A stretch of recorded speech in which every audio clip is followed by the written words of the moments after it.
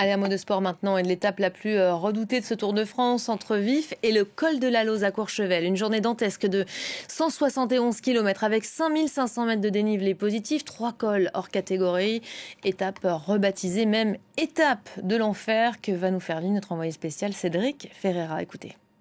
C'est tout simplement vrai, c'est l'étape de l'enfer, l'étape la plus difficile de ce Tour de France, puisqu'il y a 3 cols, vous l'avez dit. D'abord le col du Glandon, 21 km d'ascension, puis les cyclistes vont enchaîner sur le col de la Madeleine, 19 km d'ascension, ils redescendent et ils repartent pour le col de la Lose, l'ascension finale, 26 km jusqu'au sommet au-dessus de Courchevel, 2304 mètres d'altitude. Le col de la Lose, c'est là où nous nous trouvons, c'est l'ascension finale de ce Tour de France.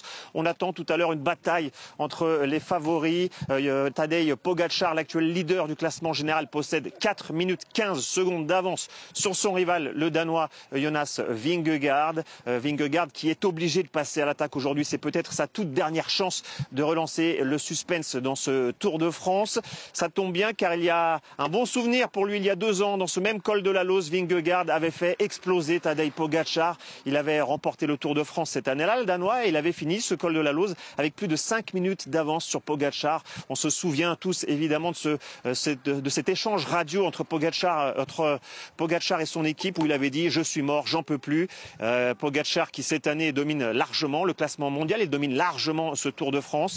Il va sûrement vouloir prendre sa revanche et montrer qui est le plus fort actuellement. Et c'est vrai qu'actuellement c'est bien Pogačar face à Vingegaard. En attendant que les professionnels passent ici, vous voyez sûrement derrière moi des cyclistes amateurs qui se font ce col de la Lose pour le plaisir. On en a croisé beaucoup ce matin. Ils montent ce col à vélo pour ensuite aller attendre les professionnels là-haut et les acclamer. Il y aura forcément une très belle ambiance dans ce col de la Lose. Des spectateurs, des supporters qui sont là depuis plusieurs heures, même depuis plusieurs jours certains, pour aller encourager les cyclistes dans cette étape qui promet donc la plus difficile et peut-être aussi la plus belle. Jusqu'ici, il y a du soleil, mais les météorologues prévoient un temps difficile, peut-être de la pluie tout à l'heure avec une température assez fraîche, entre 10 et 15 degrés. Donc ça aussi, ça peut pimenter un peu cette étape, ça peut la rendre aussi un peu épique. On verra tout à l'heure à l'arrivée, mais surtout ce qu'on attend ici, nous, c'est une explication donc entre les 2 grands favoris, Pogačar et Vingegaard.